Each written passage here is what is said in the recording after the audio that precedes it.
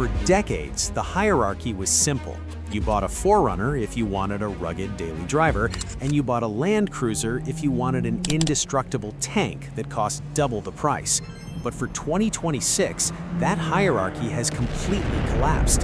Toyota has created a civil war inside its own showrooms. By lowering the price of the new Land Cruiser and raising the price of the new 4Runner, they have created a dead zone where these two vehicles overlap almost perfectly. The difference in monthly payments between a well-equipped 4Runner and a base Land Cruiser is now less than the cost of a tank of gas. So why would anyone buy the 4Runner, or is the Land Cruiser just a 4Runner with a fancier badge? Let's look at the illusion of choice.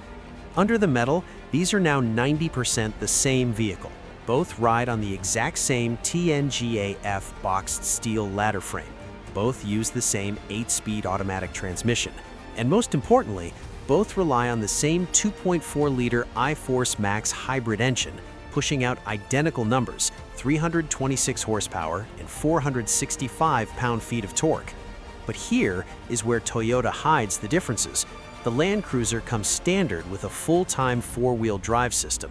This is a premium feature that allows you to drive in 4WD on dry pavement, making it safer and more stable in mixed weather.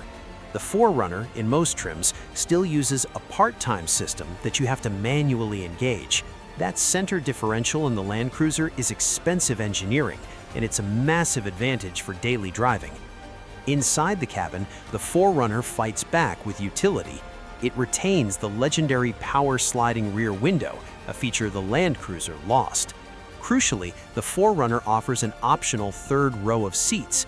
Because of the Land Cruiser's higher floor and hybrid battery placement, it is strictly a 5-seater. If you have a growing family, the superior Land Cruiser might actually be useless to you. But we have to pause for the reality check.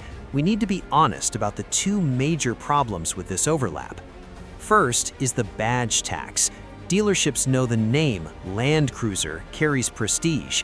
Even though the base 1958 edition Land Cruiser has cloth seats and a smaller screen than a mid-tier 4Runner, dealers are slapping $10,000 markups on them simply because of the name. You might technically be able to afford the Land Cruiser, but you will likely get less equipment for more money compared to a 4Runner TRD off-road. Second is the identity crisis. The top-tier 4Runner TRD Pro is expected to cost more than the entry-level Land Cruiser. This puts buyers in a bizarre position. Do you buy the best version of the cheaper truck or the worst version of the expensive truck? Historically, the resale value favors the Land Cruiser, but the TRD Pro badge has a cult following that defies logic. So, here is the verdict. The 2026 Land Cruiser is the better vehicle for daily driving due to its full-time AWD system and more refined suspension tuning. It is the mature choice, but the 4Runner remains the king of utility. That sliding rear window and third row option make it a better tool for actual families.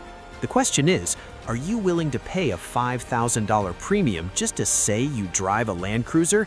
Or would you rather have a fully loaded 4Runner that flies under the radar?